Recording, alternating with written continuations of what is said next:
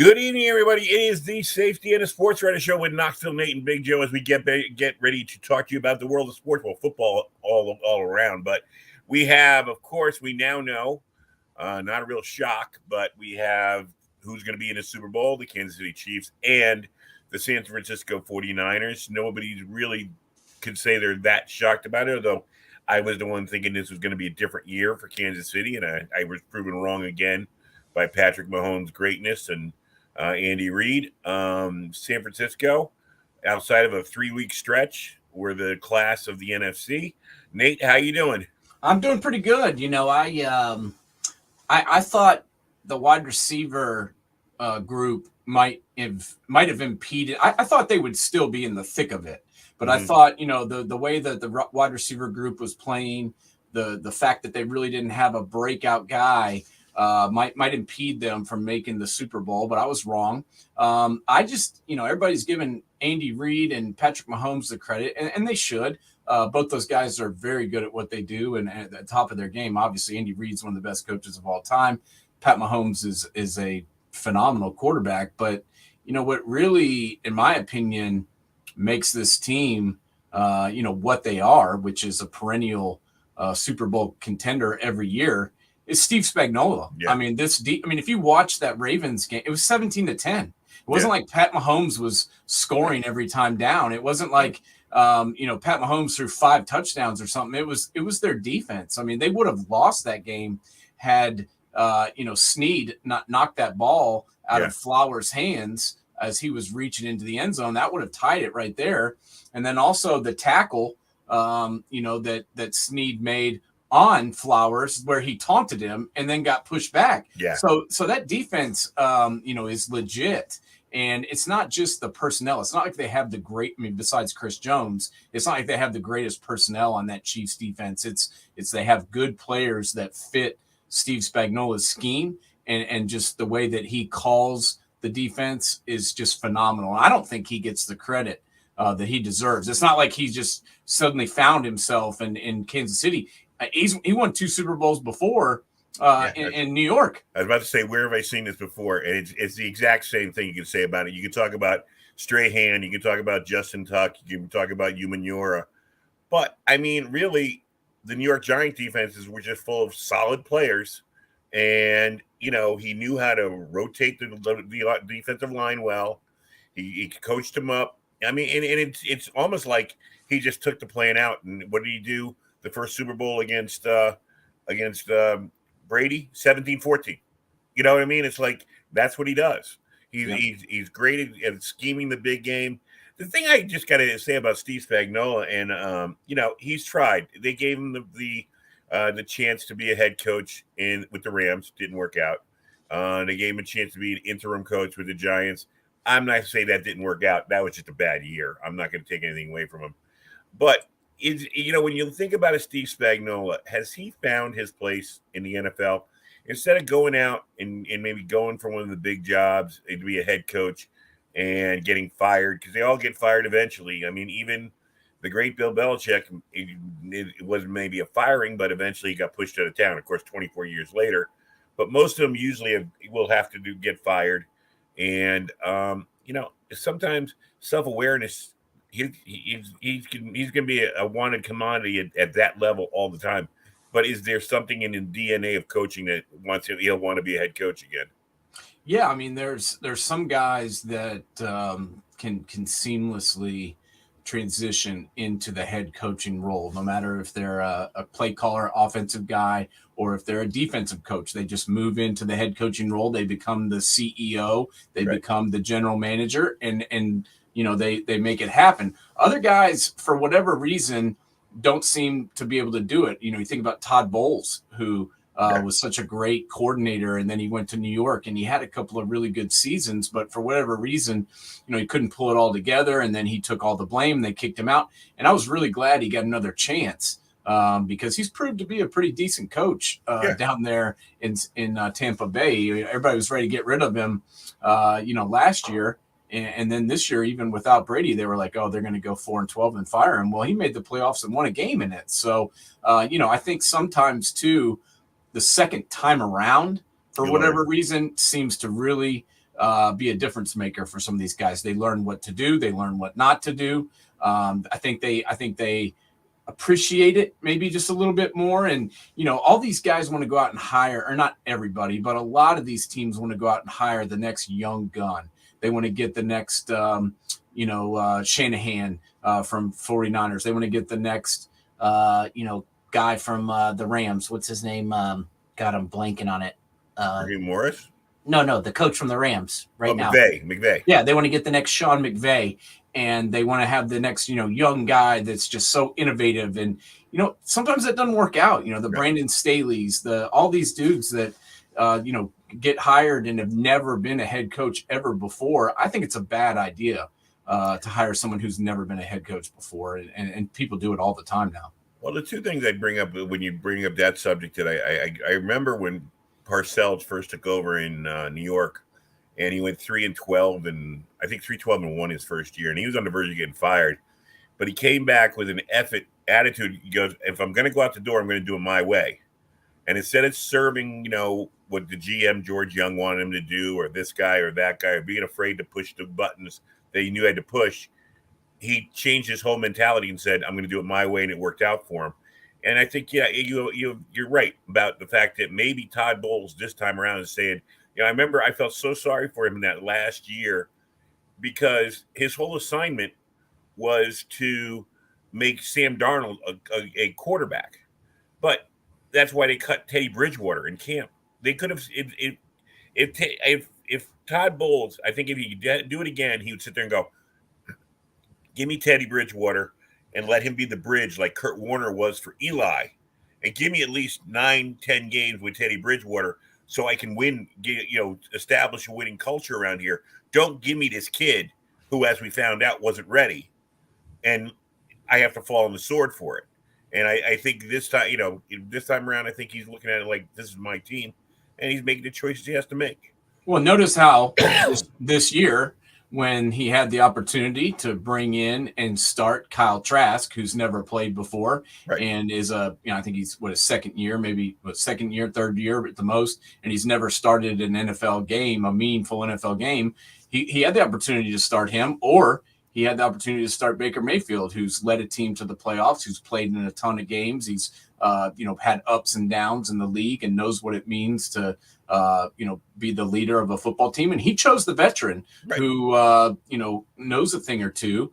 Right. And look what happened. So I think you're right. I think that proves the point right there, in the sense that he rolled with Baker Mayfield when he had an opportunity to put a young guy out there and try and groom him.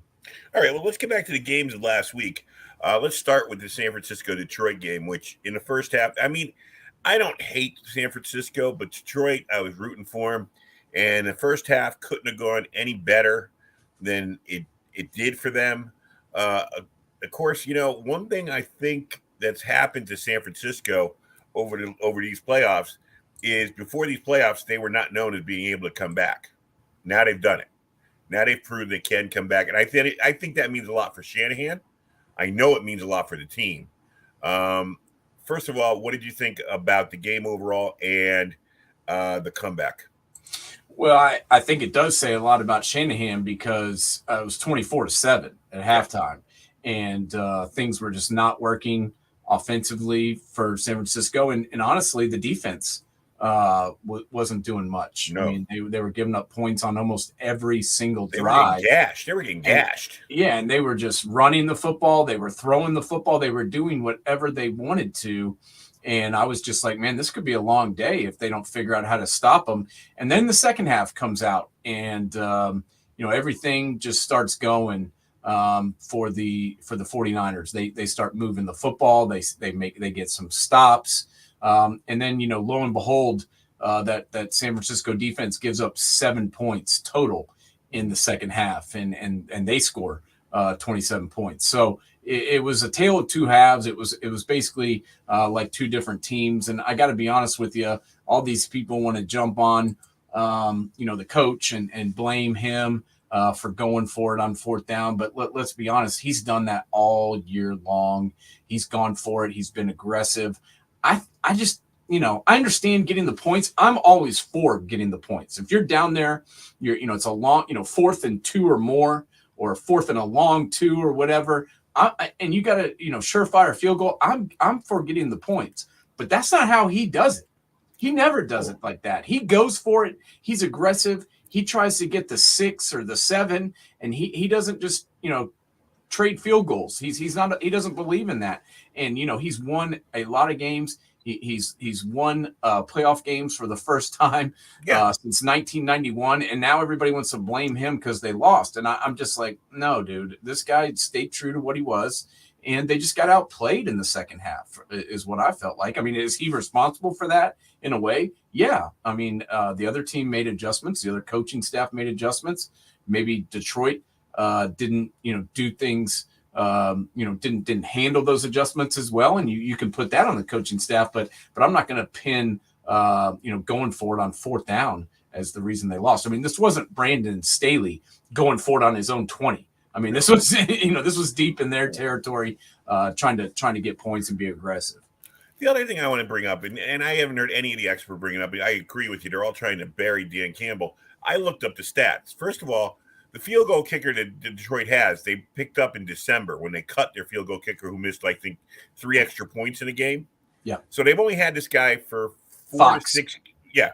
They've only had him for 4 to 6 games. I looked it up. He attempted 2 field goals over 40 yards in that time.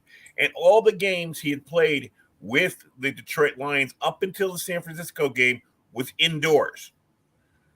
This guy, the first field goal is what, 47 yards? Yep, 47. In the rain, in I don't know how windy it was, but it was supposed to be a little breezy out there. In the rain, outdoors at San Francisco, he hasn't kicked outside in 5 weeks. I kind of agree that let's go for it. Yeah, Bagley is the kicker. Fox is the punter. My bad. But I mean, this guy, he kicked a 21-yarder during the game, but I just felt like he didn't want to put the game in the kicker's leg, and he wanted to do what he'd done all year long. And they call the right play there. They pick it up, and then they score a touchdown, and everybody loves the coach. So it's not like he was trying out Justin Tucker. No. You got Justin Tucker, you kick it. I mean, that's, exactly. That's a completely different ball game. You got Justin Tucker, you kick it. You have Gustowski from New England, or one of the greatest kickers of all time, Adam Vinatieri, for New England and Indianapolis.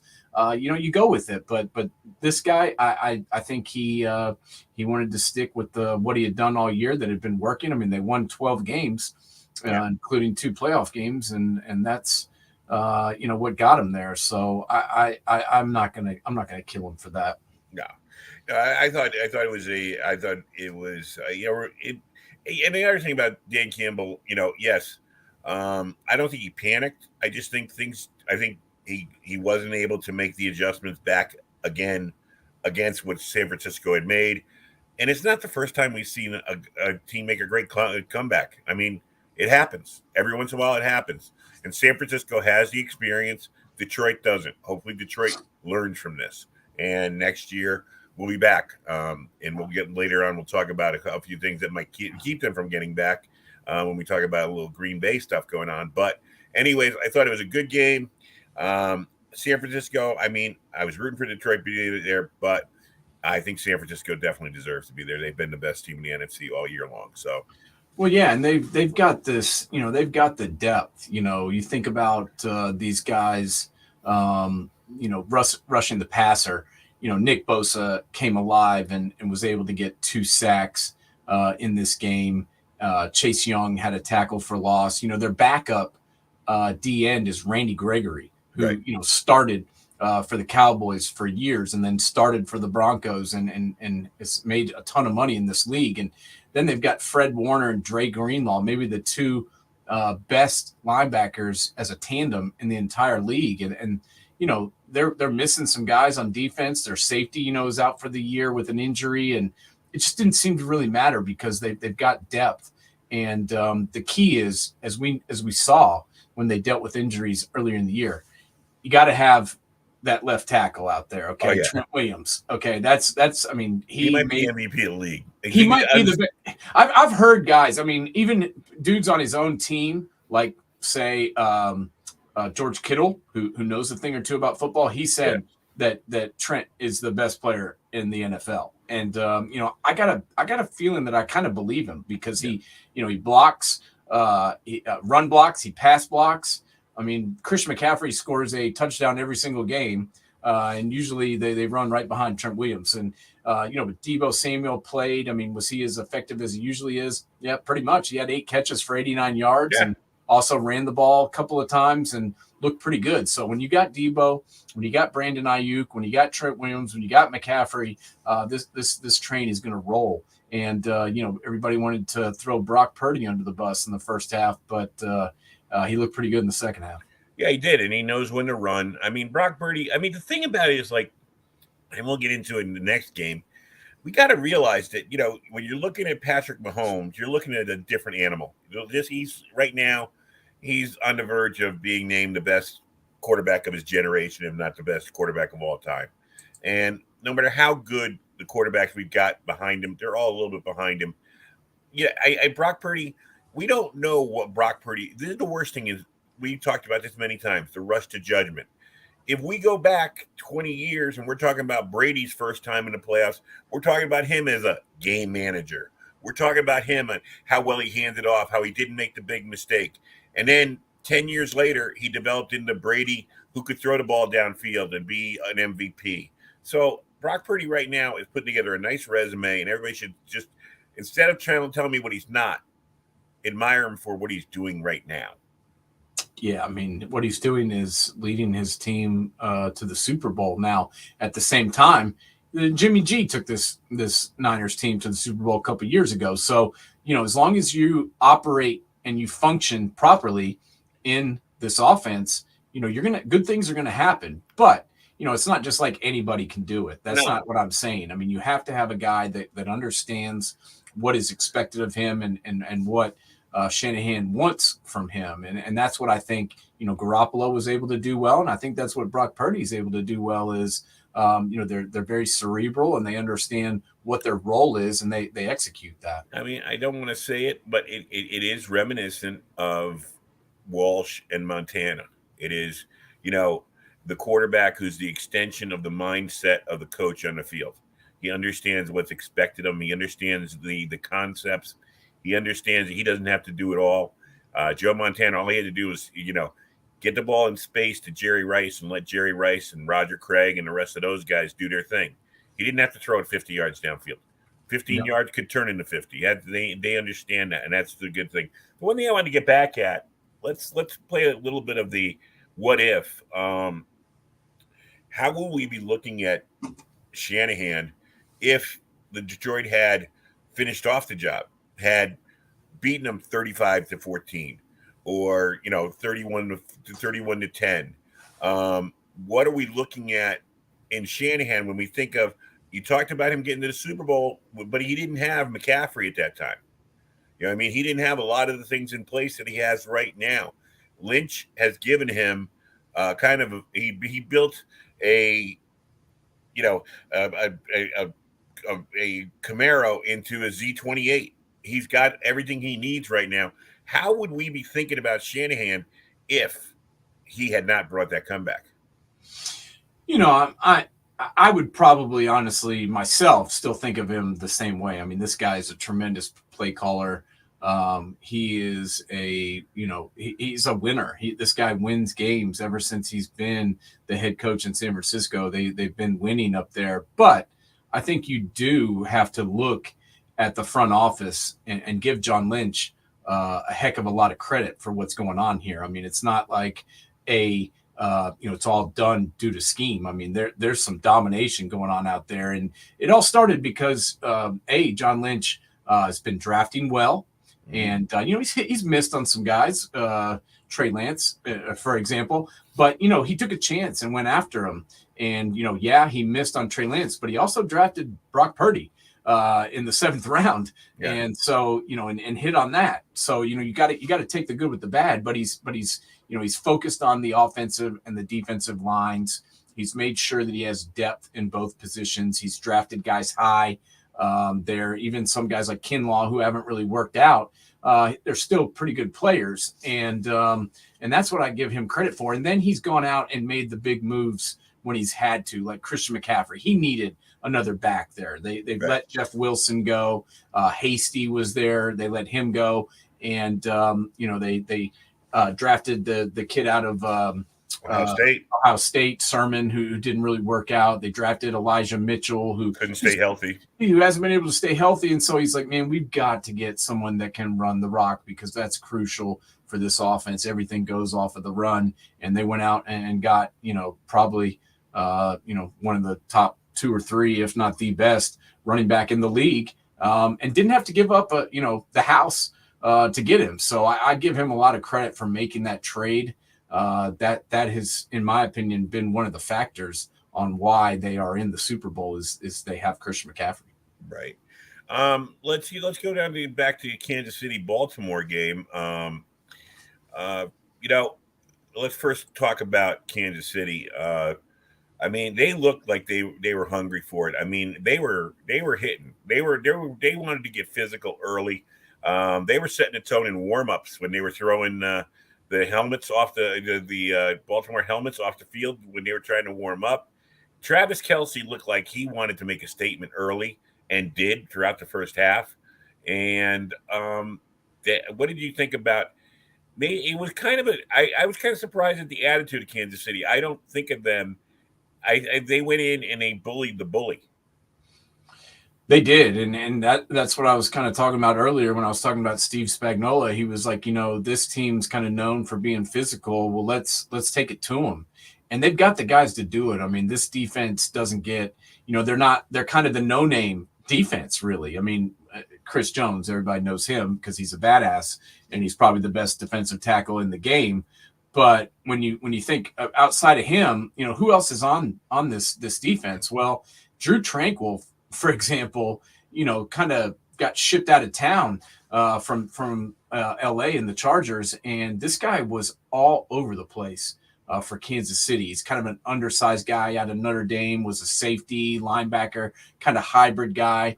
And man, he was a difference maker. We talked about L'Jarius Sneed. This guy who they drafted was unbelievable. Justin Reed is one of the most underrated players in the league. George Karlaftis, who they drafted, is starting to really, really come around out of Purdue. And then you got, the linebacker, Nick Bolton and Leo Chanel out of Wisconsin. Both those guys are really starting to make plays. Jalen Watson came up big. Trent McDuffie, who was their, first round draft pick.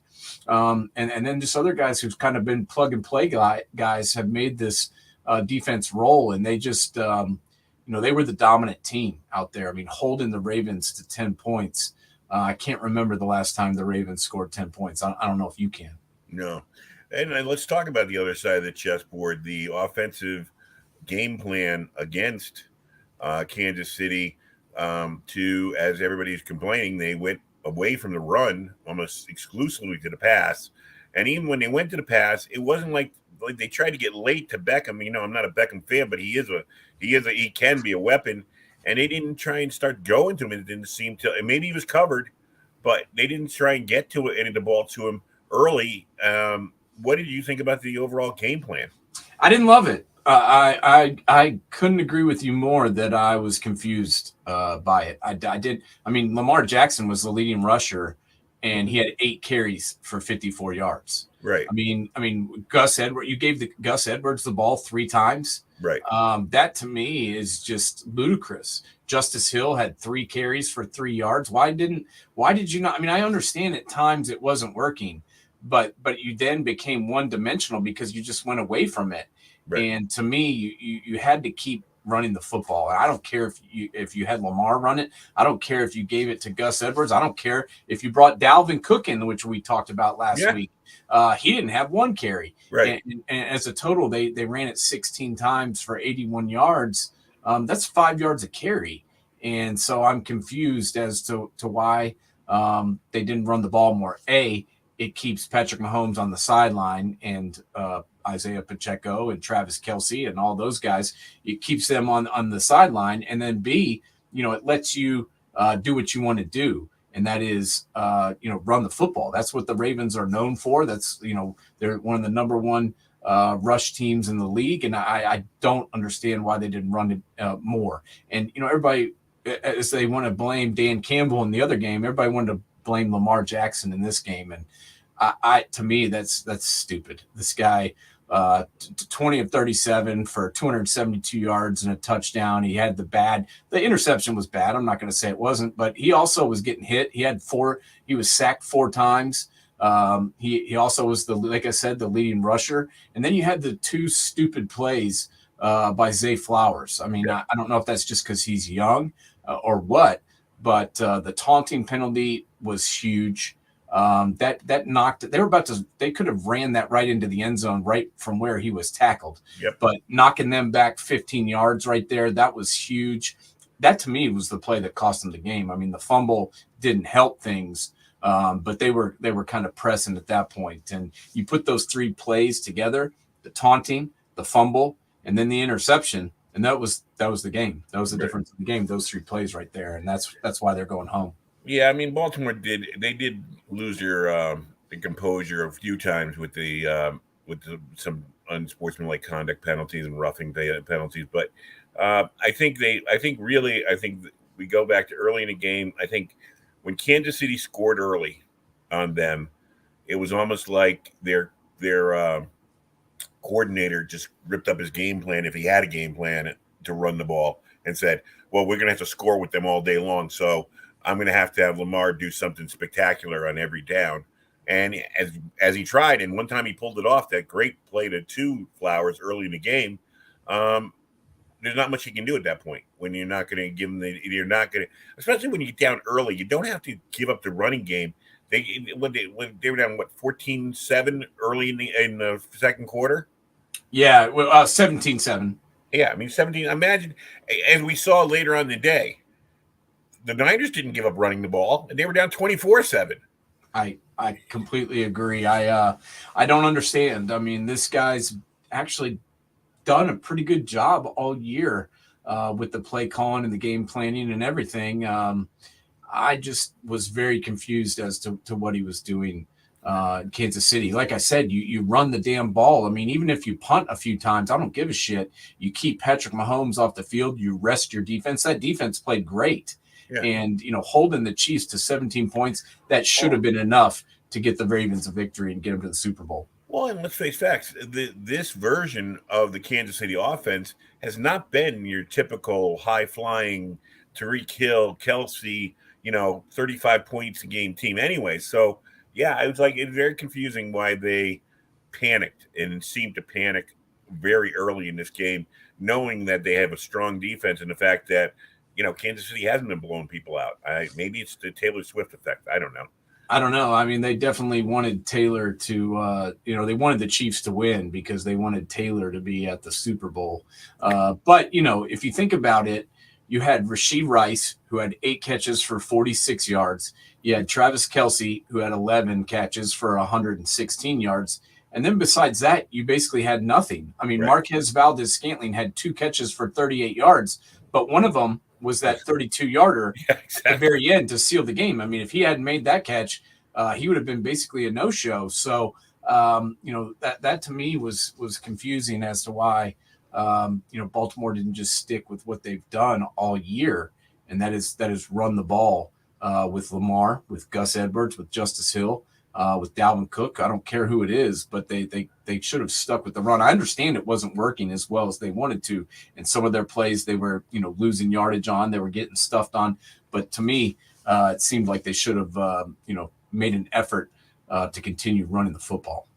All right, let's get to the coaching hires. Now we got a lot of we have the coaches in place who will be running the teams next year. Of course, Bill Belichick, as you and I talked about before we came on the air, not exactly surprising.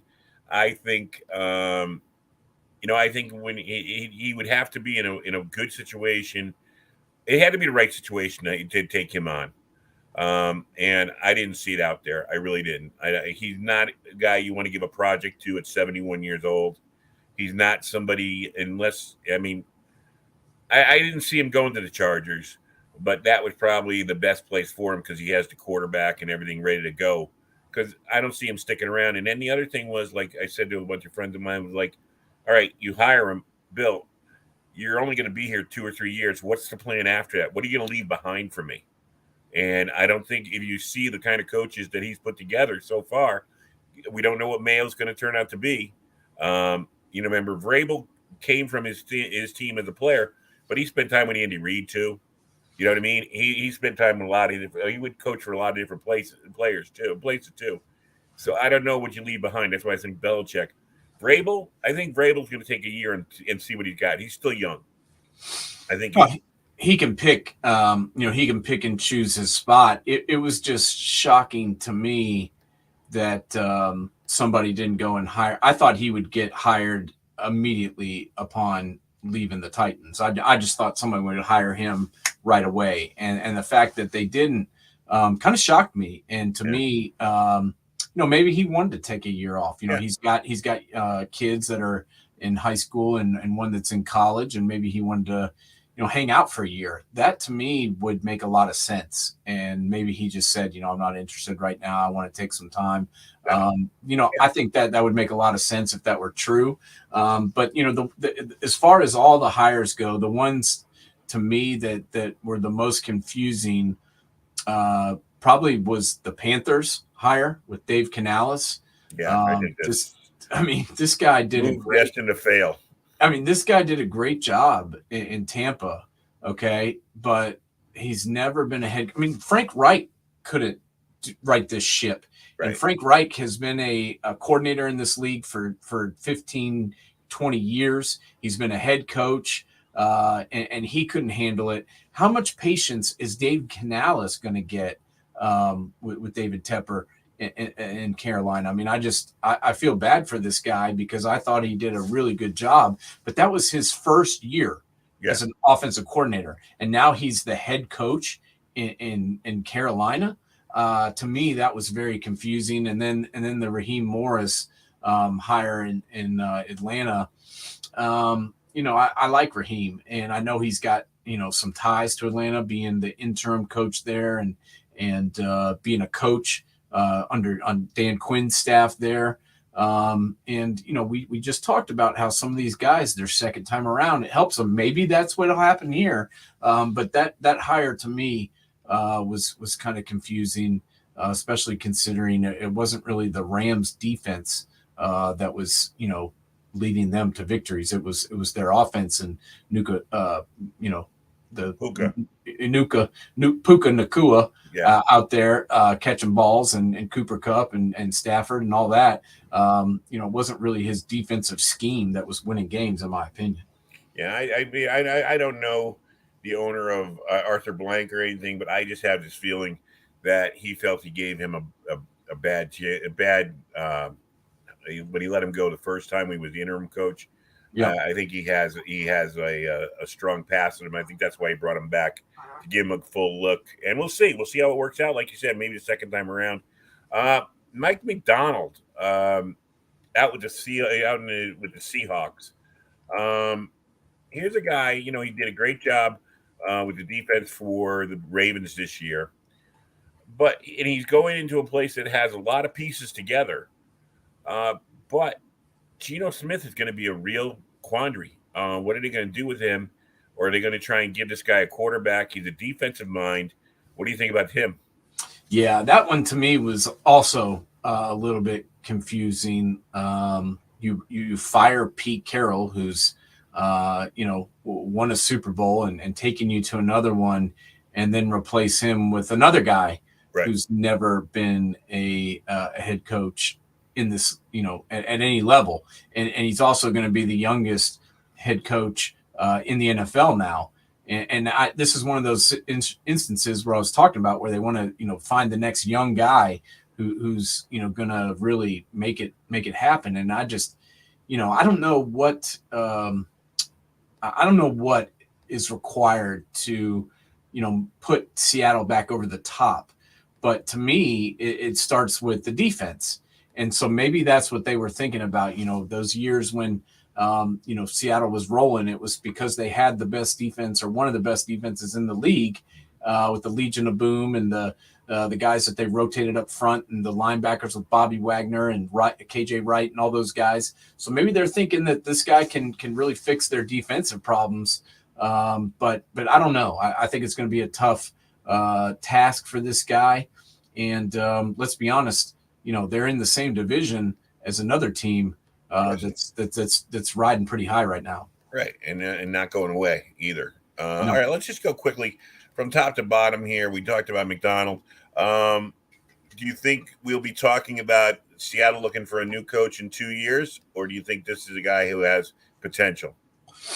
We're just we're speculating here, but I just think it's going to be a tough job for him to unseat the 49ers and to knock off Shanahan, who's a proven commodity.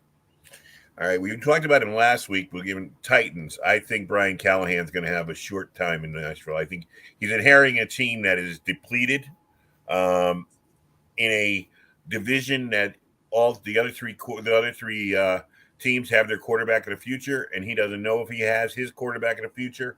I think he's going to be. I think he's a 2-year guy. I think in 2 years we'll be talking about the Titans looking for somebody else. Yeah, their roster sucks, and I just. You know what? I listened to his press conference, and I wasn't really impressed with that. And, it's all going to come down to, who these guys get on their staffs. To me, I think that's also very important. Who does he hire as his D coordinator? Who does he hire as his offensive coordinator? Who are his position coaches? All that type of thing. But I'm not a believer in Rand Carthon.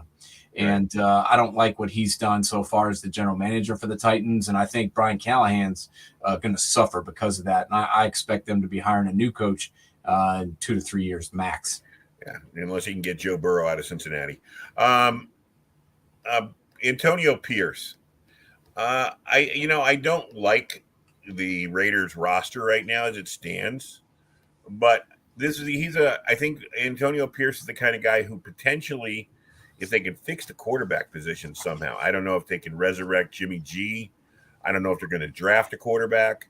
But if they can resurrect or get a quarterback in there that's halfway decent with what they got, they can be a competitive team and maybe surprise some people and be like a wild card team. What do you think about Antonio Pierce? I wouldn't be surprised if he's there in 3 years. I got to be honest. He really impressed me. I mean, going 5-4 with that roster and Aiden O'Connell as their quarterback in that division, I think was very, very impressive. And I'm glad that they gave him the opportunity because I felt like he earned it. Right. It wasn't like he was doing all these crazy, erotic things to win games. He was running the football and coming up with good defensive game plans to end up figuring out how to win football games. And it worked. So that to me, proves that he knows what it takes to win in this league. And I've got to be honest, it was really fun to watch him coach and see what he could do. And he made a believer out of me going 5-4 in those 9 games. He reminds me of, he's got that Mike Vrabel, Mike Tomlin. You would see it, you look at him and you go, he could still be playing. It's like he's got, and he relates to them. He kind of reminds me a little bit of DeMeco Ryans in the sense that he was a linebacker in this league. He was the captain of the defense. He was the quarterback of the defense. And, he's not that far removed from playing out there. And so he can relate to these guys. They listen to him. They buy into what he's saying and they believe in him. And that's worked down in Houston. And I don't see why it can't work in Las Vegas. Gerard Mayo, he is the man who's replacing the man. Here's another guy with a terrible roster, and it's in a division where I'm not going to say the Jets, but they're going to have Aaron Rodgers back. But Miami's still there. That Buffalo's still there. He's inheriting a bad position. I think Kraft will give him a long leash, but I'm not so sure that the fans of New England won't be calling for his head in 2 years.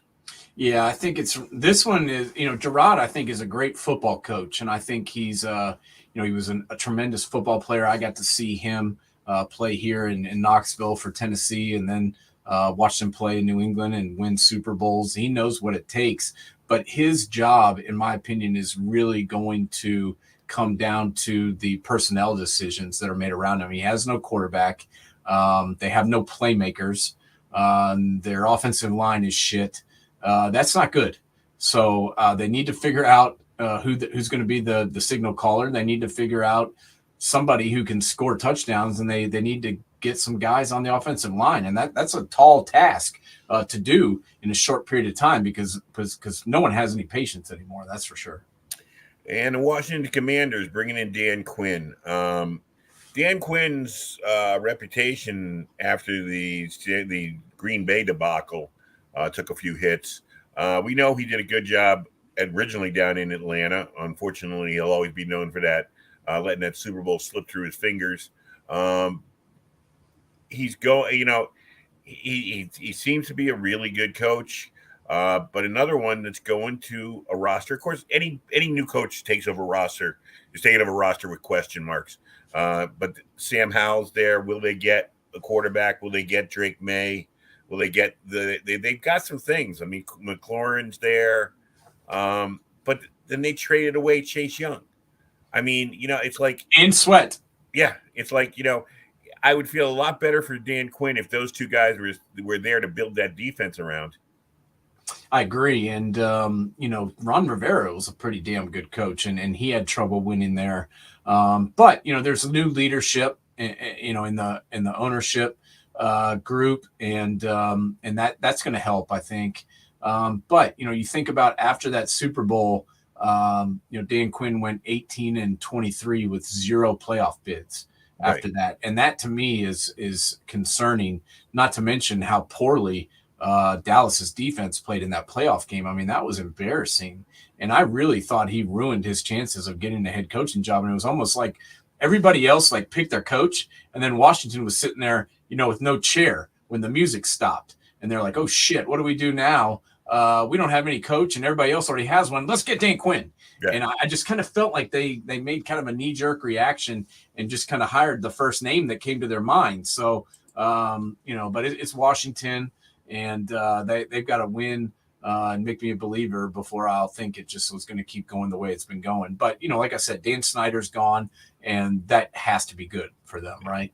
Yeah, maybe they're doing it alphabetically because Q comes before V, and if it went past Q, they would have gotten to Vrabel eventually. We don't know. If they would have hired Mike Vrabel, I would have said they've got a chance to win that division and fight with the Eagles. But Dan Quinn, not to me. Not quite as great of a head coach in my estimation. And then, of course, we talked about Harbaugh. You don't like Harbaugh. We know that. He's walking into a good situation. But, again, we've seen Kansas City's still the king. You come for the king, you better kill him. We talked about Antonio Pierce and how good we think he's going to be with Oakland. Plus, you got Sean Payton. So, I mean, he's going to have to be going against the best great coaches every week, and we'll see how it matches up. I mean, you can't put Purdue on this schedule. Yeah, good luck, beating Pat Mahomes and Andy Reid. I mean, lots of people talked about it. Lots of people have been hiring people to do it for lots of years, and no one's been able to do it. So, but he has proven to be a good football coach, and he did a good job in San Francisco. The real thing to me will be, does his approach still work in the NFL? I mean, we've seen a changing of the guard. I mean, look at all these guys that have been coaching for years that got ousted, in this last cycle. And there's not a lot of old dudes still around, except Andy Reid. There's not a lot of old guys out there still coaching. And, you've got to kind of change with the time. So I don't know. Let's just be honest. I mean, he's a good football coach. He's won everywhere he's been. He's also a dick. And I just don't know if how that translates. Yeah, I don't know if these guys. I mean, he got run out of San Francisco very shortly after winning the Super Bowl because no one could stand him. So we'll see how that works out. But he certainly does have, in my opinion, the best roster of any of these teams that got a new coach. All right, before we go, I want to talk to you because last night, I don't know, or people tuning in, I do a trivia night in Norwalk, Connecticut. And we got into a discussion with a Green Bay fan about the hiring of Boston College coach Hafley to be the defensive coordinator at the Green Bay Packers. One of the feel-good stories of this year looked like that's the team that Detroit better be checking their rearview mirror because, as they say, people might be closer than you think. Hafley, and we got into it because someone's going Hafley. I go, I kind of support this because I think, Miami, they brought in Vic Fangio last year, and everybody, he did all right. Nothing great. He did all right. Now he's out and he's up with Philadelphia. I think, especially at the coordinator spots on both sides of the ball, it's important to get new blood and new ideas in there. We know what Vic Fangio defense is. It's been around for 30 years. We know the kind of defense he's going to play. Certain guys, Spagnuolo is able to adjust with the times. I think this is a good move for the Packers, bringing in a new set of eyes, a young set of eyes from the college game to bring in concepts from the college game that the pros won't be ready for. What do you think? You know what? It worked in Baltimore. They brought in McDonald, who was the defense coordinator for Michigan, and it worked out. And, I've got nothing but good things to say about Hafley. I mean, I remember back when he was running the defense in Ohio State, and Chase Young and company were just wrecking people. And, once he left, it was just the drop-off was so tremendous that if we hadn't had Dwayne Haskins and 5,000 yards and 50 touchdowns, we would have lost probably about 5 games because our defense was the drop-off between him and Shiano was just catastrophic. And so I think he's a very, very good coach. I think he was kind of handcuffed up in Boston College. Yeah. It's just tough to compete and win a national championship when you don't have the fan base, you don't have the money, you don't have the blue blood name. It's a hockey school. Yeah, well, you think about it, back in the day, in the 90s and the early 2000s when Matt Ryan was there and Hasselbeck and all that, they were able to do some things. But since then, it's not, they don't have the budget that Notre Dame has. No. And they're a Catholic school, and they don't have the same type of budget Notre Dame's got, and it's hard to win there is my saying. It is. And I think he saw the writing on the wall that he was probably going to get fired in a year, and I was surprised he didn't get fired after this year, to be honest. And so I have no problem with him looking out for himself and taking a job in the NFL, where if he does well here, he could be a defensive coordinator in the NFL for a long time, and he's certainly proven to me that he knows what he's doing. So I think it's a good one. Or even get a shot at being the next head coach. So, exactly. All right, we're going to end it here, people. Thanks for tuning in tonight. No football this weekend. Jesus, I mean. Hey, we got the Senior Bowl is on Saturday. Okay, I'll watch that. So tune into that. We got the best Senior Bowl that we've probably ever had. You got Joe Milton, you got Bo Nix, you got Spencer Rattler, you got Michael Penix. This is a star-studded Senior Bowl. It's the first year that they've allowed juniors to play, and they've got some really, really good players and great roster. And we're going to be breaking it all down on Sunday on Man Coverage. Special guest. Yeah, we're going to go through all of the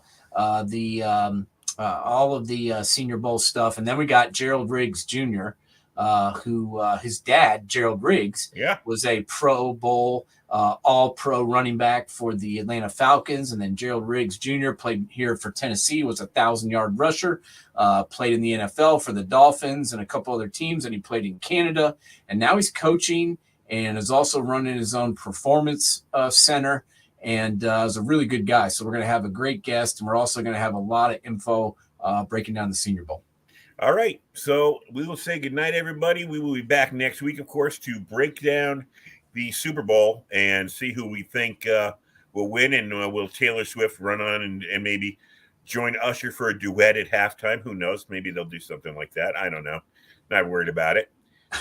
But anyways, everybody have a good weekend. Have a safe weekend, and we will see you back next week. Hey, I bet 2 years in a row I've picked the winner and also picked the spread. So maybe people should tune in next week to our show if they want to know who's going to win the Super Bowl. That's it. If you want to win some bucks, see you next week. All right, buddy. Bye.